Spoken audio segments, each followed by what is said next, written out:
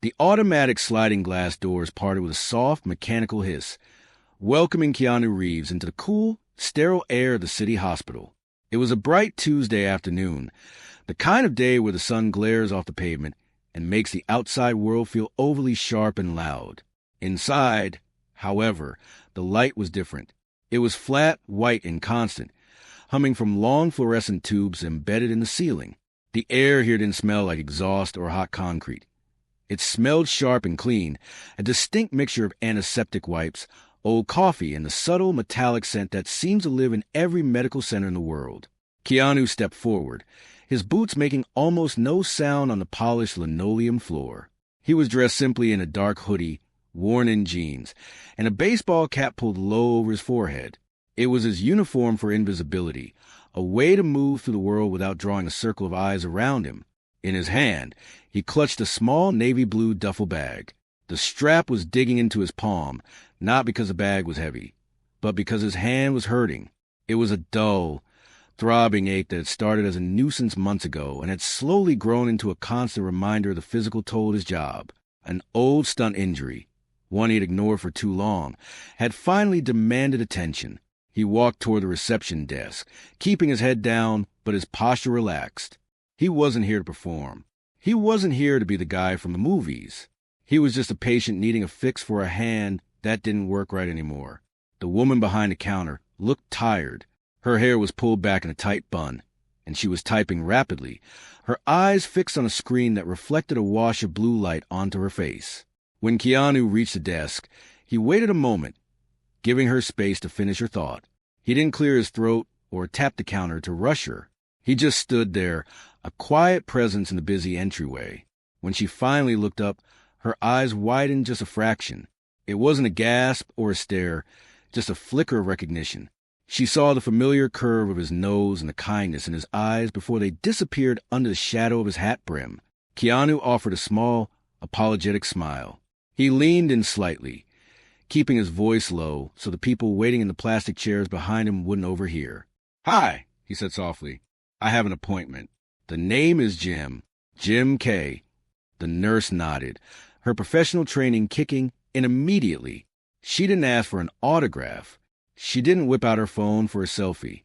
She treated him with the exact same efficiency she treated the elderly man who had checked in 10 minutes before. She typed in the name, clicked her mouse, and printed a sticker. "Room 304, Jim," she said. "Hand him a clipboard with a few forms to sign. Take the elevator to the 3rd floor and turn left." "Thanks," Keanu said. He signed the papers with his real hand, the one that wasn't hurting, and took the sticker. He walked away from the desk, blending into the flow of people moving through the lobby. This was the part of hospitals he always found the most difficult. It wasn't the pain or the procedures. It was the waiting. It was the heavy atmosphere of worry that hung over the chairs and the hallways. As he walked toward the elevators, he passed a family huddled near a large window. They were speaking in rapid whispers, their faces tight with anxiety. He passed a teenager sitting alone with headphones on, staring blankly at a wall, bouncing his leg nervously. He pressed a button for the elevator and watched the numbers light up above the doors. When they slid open, he stepped inside, pressing the button for the 3rd floor. He was alone in the small, mirrored box. He caught a glimpse of his reflection. Tired eyes, the hint of stubble, the cap that hid his famous face. He took a deep breath, centering himself.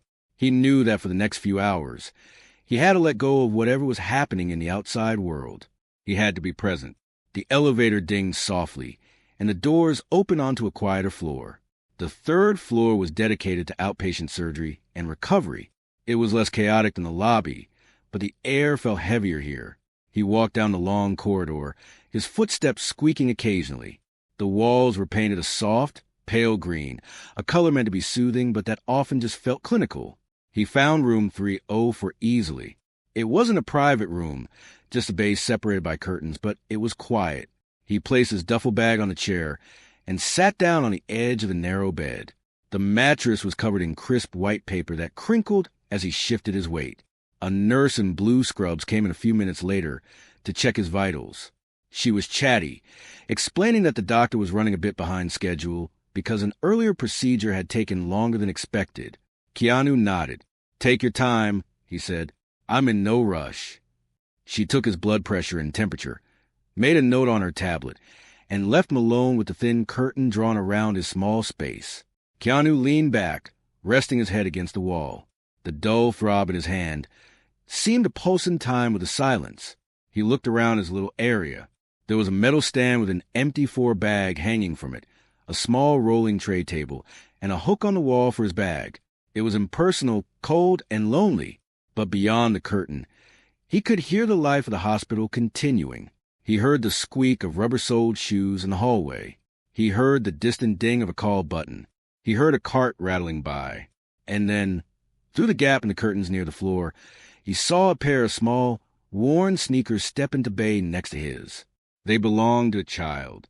Keanu sat up straighter, listening. He could hear the soft rustle of clothing and the sound of someone trying very hard not to cry. "Okay, sweetie, just sit here," a woman's voice whispered.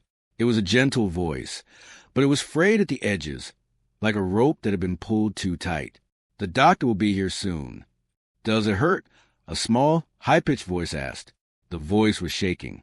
"A little bit," the mother answered, "but only for a second, and then you feel better." Keanu looked at the curtain separating them. It was just a thin piece of patterned fabric, barely enough to provide privacy. Yet it was the only thing separating his routine day for what sounded like a very scary moment for a young child. He didn't push the curtain aside. He didn't interrupt. He just sat there, his hand aching, his heart rate slowing down as he focused on the sound of their breathing. He remembered being a child in a hospital. The confusion, the fear of the unknown, the feeling of being small in a world of big machines and serious faces. He looked down at his own injured hand. It was annoying, yes. It was going to require surgery and rehabilitation, and it would put a hold on some of his work plans. But listening to the sniffle from the next bed, he realized how lucky he was. His injury was a consequence of a life he had chosen, a life full of action and excitement. The child in the next bed hadn't chosen whatever was happening to them. Keanu shifted his weight, the paper on the bed crinkling loudly. The noise caused the sniffles in the next bay to stop abruptly. He froze for a second, not wanting to disturb them. But then, he thought about the fear he could feel radiating through the thin fabric. He knew that sometimes the worst part of the hospital wasn't the pain. It was the waiting. It was sitting there with your own thoughts, letting the fear build up until it was bigger than the actual problem. He looked around his small space. He hadn't brought anything to read. He had left his phone in his bag, tucked away in the corner. He was just a man in a hospital gown, waiting for a doctor. But he wasn't just a man. He was a human being who knew what it felt like to need a distraction. He sat quietly, his hand resting on his knee, and he waited. He listened to the soft murmurs of the mother trying to comfort her son, and he prepared himself. If the moment came where he could offer a bit of help, even just a word or a smile, he wanted to be ready. He wasn't looking for attention. He wasn't looking for gratitude. He was just looking to make the heavy atmosphere of room 304 a little bit lighter for someone else. The medication the nurse had given him began to work, making the edges of the room look a little bit softer than they were a minute ago. Keanu leaned back against the pillows, letting out a long, slow breath. The throbbing in his hand was turning into a distant, dull sensation, which was a relief, but it also made his head feel heavy, like it was filled with warm cotton. The doctor wouldn't be in for another 20 minutes, and the quiet of the room was starting to feel loud. That was when he heard the sob. It wasn't a loud crying noise, but the kind that tries to be silent. It was the sound of someone holding their breath to stop the tears from escaping. He turned his head slowly toward the thin blue curtain that separated his bed from the rest of the bay. The fabric was barely opaque. He could see the shadow of a small figure on the other side. It was the boy he had heard earlier. The mother was whispering, her voice strained and tight, trying to explain that the procedure was necessary, that it would make him better. But the boy was having none of it. To a child, a hospital isn't a place of healing. It is a place of strange smells and sharp needles. It is a place where things happen to you that you don't understand. Keanu closed his eyes for a second. He knew that feeling. He knew the sinking feeling in the stomach that comes when you are waiting for something scary to happen. Most people in his position Feeling groggy and in pain themselves, might press a call button and ask for earplugs, or just turn over and try to sleep. But the sound of the boy's sniffles tugged at something inside him. He couldn't just lie there and listen to someone be that afraid, not when he was right there on the other side of the wall. With a soft groan, mostly to himself, he swung his legs over the side of the high bed. His bare feet touched the cold linoleum floor, sending a little shiver up his spine. He sat there for a moment, letting the dizziness from the medication pass. He grabbed the back of his hospital gown to make sure it was tied securely in the back, a small dignity to hold on to, and then he stood up. He was a little unsteady at first, but he found his balance. He took the 2 small steps necessary to reach the curtain. He didn't just pull it open like he owned the place. Instead, he gently poked his head around the edge, keeping his body hidden. The scene on the other side stopped him for a heartbeat. The boy, who looked about 7 or 8 years old, was curled up on the bed, his knees pulled to his chest. He was clutching a small, battered stuffed dog that looked like it had seen better days. The woman, his mother, was sitting in a plastic chair next to the bed, rubbing the boy's back. Her face was pale, and there were dark circles under her eyes. She looked like she hadn't slept in days. The boy looked up when he saw the movement. His eyes were red and wet. He looked surprised to see a stranger's face appearing from the next curtain. Before the fear could get worse, Keanu smiled. It wasn't a fake, polite smile. It was a lopsided, warm smile that reached his eyes. "Hey!" Keanu said, keeping his voice low and soft, like he was sharing a secret. "I heard they have really bad Jell-O here. I was trying to decide if I should risk it." The boy blinked. The tears stopped for a second as he processed this weird information. The mother looked up, startled. She recognized him immediately. Everyone did, but she saw that he wasn't acting like a movie star. He was acting like a guy checking on his neighbor. She didn't scream. She didn't point. She just looked at him with a mix of shock and gratitude. Keanu took that as a good sign. He stepped fully around the curtain, dragging a plastic chair with him. He didn't sit in the chair like a normal person, though. He turned it around and straddled it, resting his arms on the back, so he was face to face with the boy. This brought him down to the child's level. He wasn't looming over him. He was right there with him. "I'm Keanu," he said simply. He didn't add his last name. He didn't mention the movies. He was just Keanu. The boy sniffed and wiped his nose with the back of his hand. "I'm Leo," he whispered. "Nice to meet you, Leo," Keanu said, nodding seriously. "Is that your guard dog?" He pointed a finger at the stuffed animal the boy was squeezing. Leo looked down at the toy. "Yeah, his name is Buster." "Buster looks tough," Keanu said. "He looks like he could take on the nurses." Leo let out a tiny, hesitant laugh. It was a small sound, but it broke the heavy silence that had been pressing down on the little area. Keanu glanced at the machine next to the bed that was beeping rhythmically. "You know what I think?" Keanu asked, leaning in closer. "I think that machine over there is actually a robot, and I think it's just jealous of Buster." Leo looked at the machine, then back at Keanu. "Why?" "Because Buster has fur," Keanu said, making a face like he was solving a great mystery. "Robots hate fur. It gets in their circuits." For the next 10 minutes, the hospital ward, with its smell of cleaning supplies and its beeping monitors, faded away. Keanu sat on that plastic chair, ignoring the ache in his own hand, ignoring the fact that he was about to go into surgery himself. He told Leo stories. They weren't spectacular stories. He told a story about a dog he once knew who chased parked cars but got scared when the cars actually moved. He did the voices of the dog, a high-pitched, confused bark that made Leo giggle.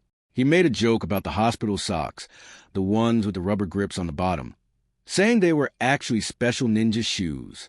He watched the tension leave the boy's small shoulders. He watched the mother take a deep breath, her shoulders dropping as she realized her son wasn't crying anymore. She watched Keanu with a look of wonder. Here was a man known for fighting bad guys on giant screens, using his time to fight the fear of a little boy using nothing but silly jokes and a kind voice. Keanu didn't check his watch. He didn't look for the nurse. He was present. He looked at Leo and saw a brave kid who just needed a break from the scary stuff. He looked at the mother and saw a woman doing her best in a hard situation. He knew that in a few minutes, the doctors would come, and the reality of the procedure would come back. But right now, in this moment, they could just be people. They could laugh about robots jealous of stuffed dogs. It was a small thing, just sitting on a chair in a hospital gown. But sometimes, the small things are the ones that hold the world together. See, Keanu said, leaning back and stretching his good arm. It's not so bad in here, as long as you have Buster. Leo hugged the dog tighter, but this time it wasn't out of fear. It was for comfort.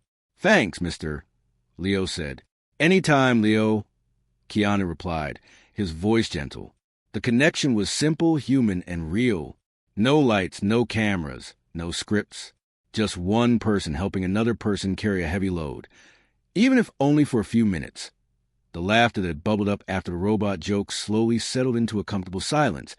But Keanu didn't want the moment to end. He could see that the fear was still lurking in the boy's eyes, waiting for the distraction to stop so it could creep back in. He needed to keep the light going. He looked down at the cold, hard floor, then back at the bed.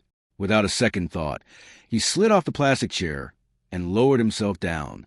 He sat cross-legged on the linoleum tile, right next to the boy's bed. This put him lower than the child, making himself small and unthreatening. He didn't care about his hospital gown or the fact that the floor was probably not the cleanest place in the world. He only cared about being on the same level as Leo. You know, Keanu started, resting his arms on his knees. This floor isn't actually that bad. It's good for thinking. Leo looked down at the famous actor, sitting on the floor. Aren't you cold? A little bit, Keanu admitted with a grin. But it keeps me awake. Besides, I have a story to tell you, and it's better told from down here. He leaned in closer, his voice taking on a conspiratorial whisper. I once knew a dog named Tank. Now, Tank was a huge dog, a real beast, but he had a secret. He didn't know he was a dog. He was absolutely convinced he was a cat. Leo's eyes widened. A cat. Total cat. Keanu nodded seriously. He refused to bark. If he tried to bark, only a little meow would come out. It was very confusing for the mailman. Keanu gestured with his hands, waving them around like paws. And the worst part was, he kept trying to climb trees. He would get his claws. Well, he didn't have claws, he had big toenails. Into the bark and try to shimmy up. He never got higher than 2 feet. But he never stopped trying. He spent half his life sliding down tree trunks looking embarrassed. Leo let out a giggle, the sound bright and clear in the quiet hospital bay. It was the first real laugh he had had all day. The tension in his small shoulders dropped another inch. Then, Keanu continued, warming up to the story. One day, I found him sitting in a cardboard box, just sitting there, squished in, waiting for someone to give him a saucer of milk. I looked at him and said, Tank, you are 80 pounds of muscle. You are not a cat. And he just looked at me with those sad eyes and meowed. Keanu shrugged, shaking his head with a look of mock pity. Some dogs just have an identity crisis. I think Buster there understands, though, he said, pointing to the stuffed dog in Leo's arms. Buster looks like he knows exactly who he is. He looks like he knows he's the boss. While Leo was occupied with visualizing a giant dog meowing at a mailman, Keanu shifted his gaze slightly. He looked at the woman sitting in the chair next to bed. She was watching them, a faint smile on her face, but it didn't quite reach her eyes.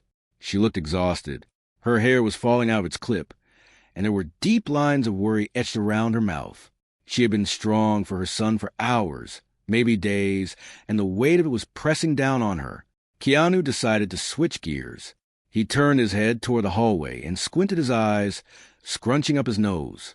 He lowered his voice to a grumpy, authoritarian rasp. Clear the hallway. No visiting hours. Move your feet, he mimicked, marching his fingers on the floor like little legs. He was doing an impression of a head nurse they had both seen earlier, the one who was very strict about the rules. Leo burst out laughing again, clutching his stomach. That's Miss Higgins. Is it? Keanu asked, pretending to be shocked. I thought it was a drill sergeant in disguise. He softened his expression and looked back at the mother. She's just doing her job, though. It's a tough job. Everyone here is running around trying to fix things. But sometimes they forget to stop and just breathe. The mother let out a long, shaky breath. It was the kind of breath that comes from the bottom of your lungs when you've been holding it in for too long. She looked at Keanu, really seeing him. Not the actor, but the man sitting on the floor in a hospital gown, making her son forget his pain. "Thank you," she whispered. Her voice was thin. He was so scared. He wouldn't let go of me. Keanu's expression turned gentle. The playfulness faded, replaced by a deep, sincere warmth. He looked up at her from his spot on the floor. He didn't brush off the thanks. He accepted it with a nod. "He's handling it," Keanu said softly. He gestured toward Leo with his bandaged hand. "You can see it in his eyes. He's scared. Yeah, but he's tough. He's a fighter." The mother wiped a tear from the corner of her eye with the back of her hand. She tried to smile. "I try to be strong for him, but sometimes it's hard." Keanu didn't look away. He held her gaze, making sure she heard him. "You don't have to be strong all the time. But right now, you're doing a good job. He knows you're here. That's all that matters to him." He said it with such simple conviction. It wasn't a platitude. It wasn't something people say just to be nice. It was the truth. He knew that in the chaos of a hospital, when tests are coming back wrong and doctors are using big words, the only anchor a child has is the parent. He wanted her to know that her presence was enough. The mother swallowed hard, her chin trembling slightly. Those few words seemed to lift a heavy rock off her chest. For weeks, she had been wondering if she was making the right choices, if she was being protective enough, if she was holding herself together enough. To hear a stranger, especially one with nothing to gain from it, tell her she was doing well meant everything. "I just want him to be okay," she said, her voice cracking. "He will be," Keanu said. He reached out and patted Leo's knee through the blanket. "Look at him. He's already laughing. That's half the battle right there." He sat there on the floor for a few more minutes, just letting the calmness settle over the small space. He didn't feel the urge to leave. He didn't feel the pull of his own fame or his own surgery. He was just a guy named Jim, hanging out with a kid named Leo and his mom. He realized that in a world full of noise and distractions, the most powerful thing you can give someone is your time. Just sitting there, being a witness to their struggle, and telling them they aren't alone in it. It was a small act, but in the sterile, cold environment of the hospital, it felt like a warm fire. The connection between the three of them was silent but strong, a shared human moment that made the beeping machines and the smell of antiseptic seem very far away. The moment was broken by the sound of rubber wheels squeaking against the floor. A nurse in blue scrubs turned the corner into the bay, pushing a metal cart loaded with plastic cups and small medical bottles. She stopped short when she saw the scene. There, on the cold floor, sat the man who was on the schedule for surgery, cross-legged and chatting with a young boy like they were old friends at a park picnic. Her eyes went wide, and she looked down at her clipboard, then back at Keanu. "Mr. Jim?" she asked, her voice uncertain. "We really need to get you prepped. The doctor will be here soon." Keanu looked up, shielding his eyes from the harsh overhead light. He didn't jump up or act like he was in trouble. He just nodded calmly. "I know," he said softly. "Can I just have 2 more minutes? I'm in the middle of a very important strategic meeting." The nurse looked at Leo, who was clutching his stuffed dog and watching Keanu with wide, adoring eyes. She saw the calmness in the boy's face, a stark contrast to the fear she had seen earlier when she took his vitals. She softened immediately. She realized that whatever was happening here was more important than the schedule for a moment. "Okay," the nurse whispered, glancing at her watch. 2 minutes. But then we have to get you ready." "Deal," Keanu said. He turned his attention back to Leo. "I have to go, buddy, but I want to give you something before I do." He pushed himself up from the floor.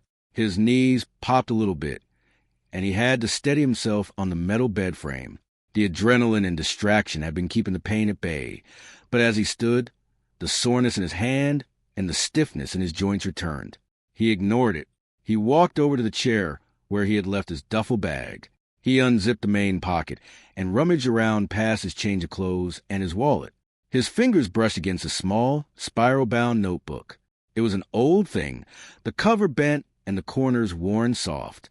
He used it to jot down ideas for stunts or sometimes just thoughts he wanted to remember later. He pulled it out, along with a thick black permanent marker he used for labeling gear. He walked back to Leo's bedside. He didn't stand like a lecturer.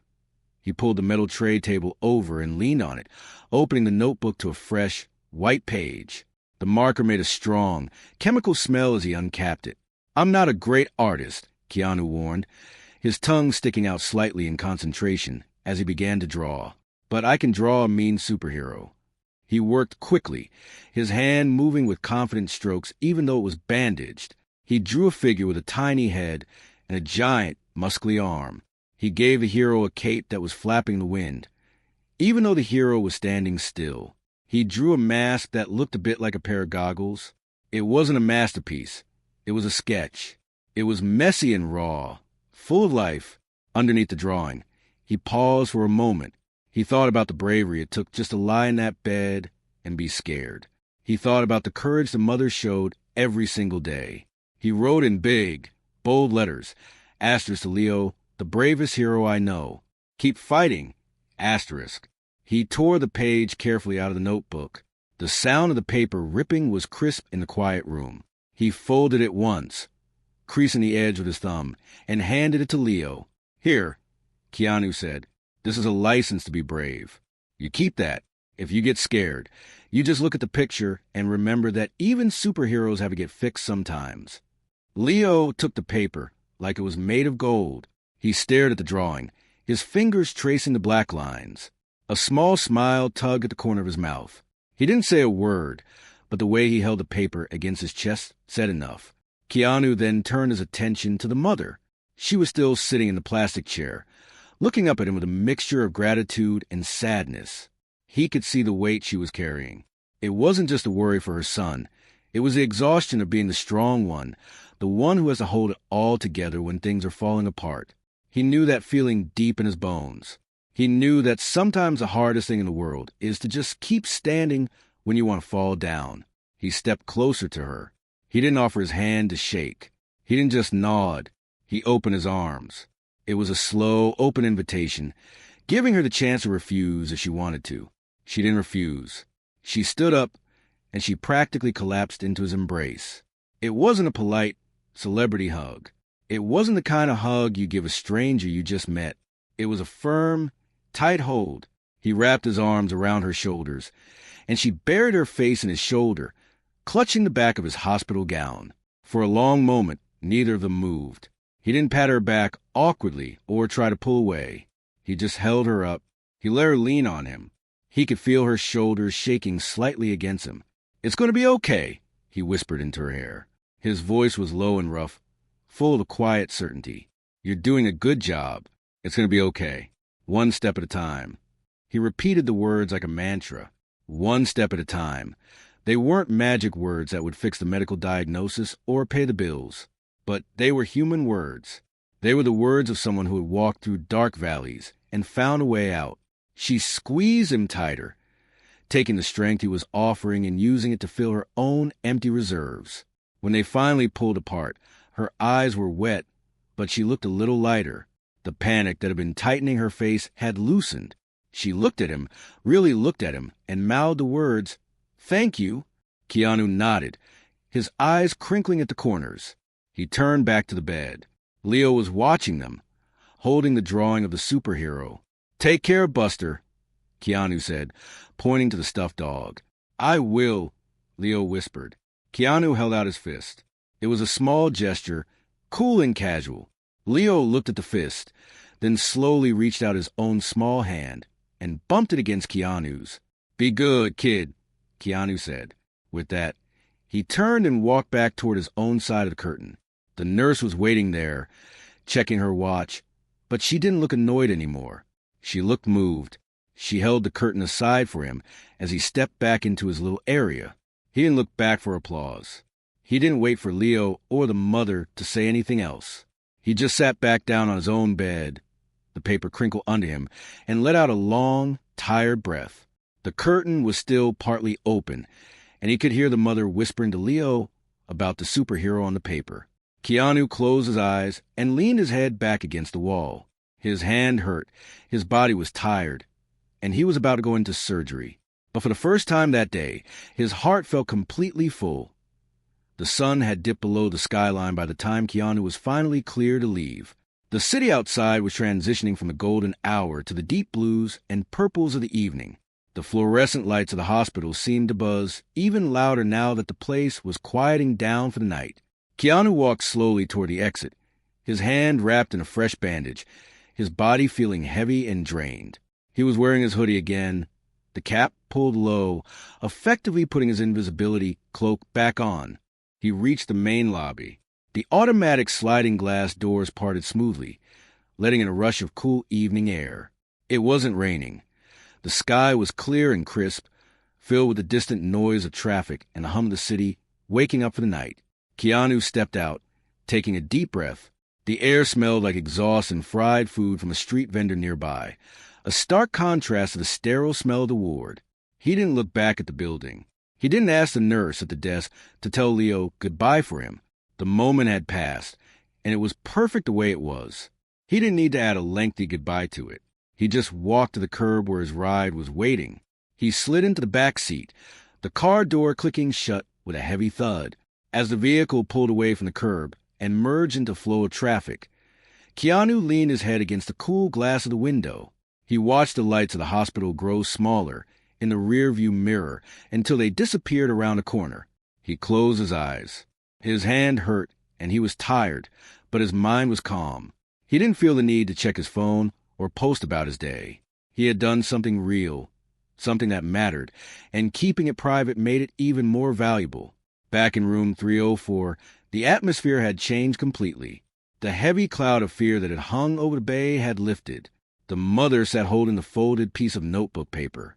Every time she looked at the crude drawing of the superhero with the oversized arm, she felt a surge of strength.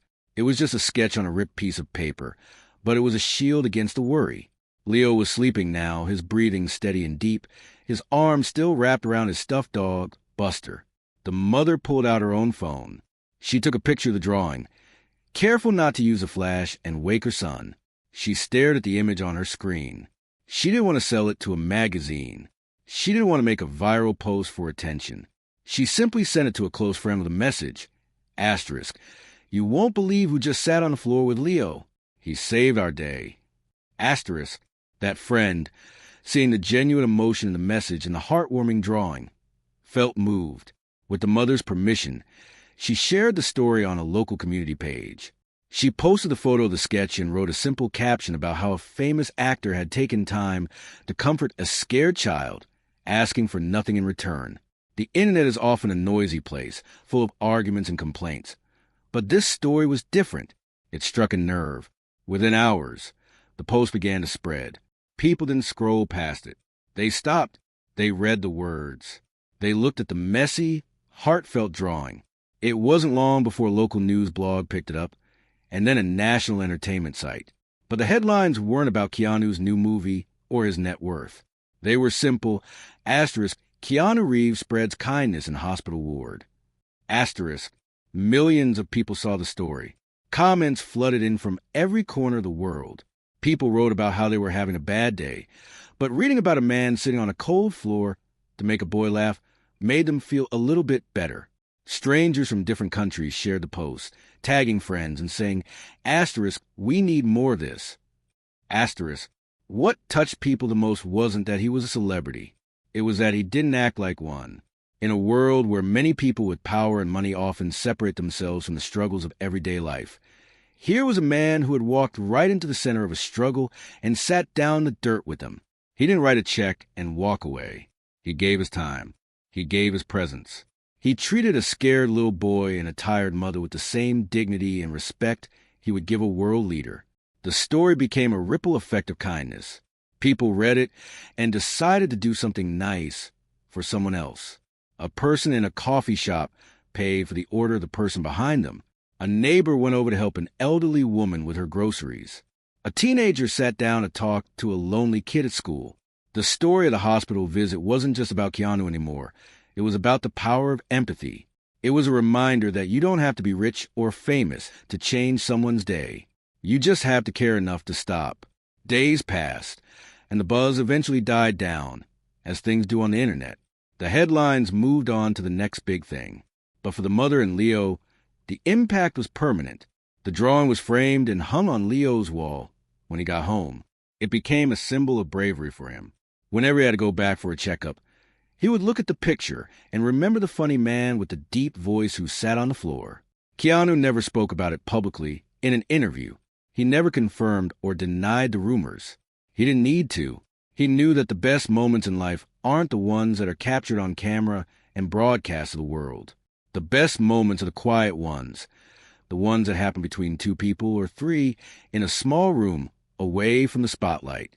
He continued his life, healing his hand, going back to work, riding his motorcycle through the city streets. But somewhere in the back of his mind, he carried the memory of that afternoon. He carried the sound of Leo's laugh and the feeling of the mother's gratitude. It fueled him. It reminded him that in a world that can sometimes feel cold and hard, being human is the most important role he will ever play. And as the city lights blurred past him on another night, he smiled at himself, knowing that sometimes the smallest actions are the ones that echo the loudest.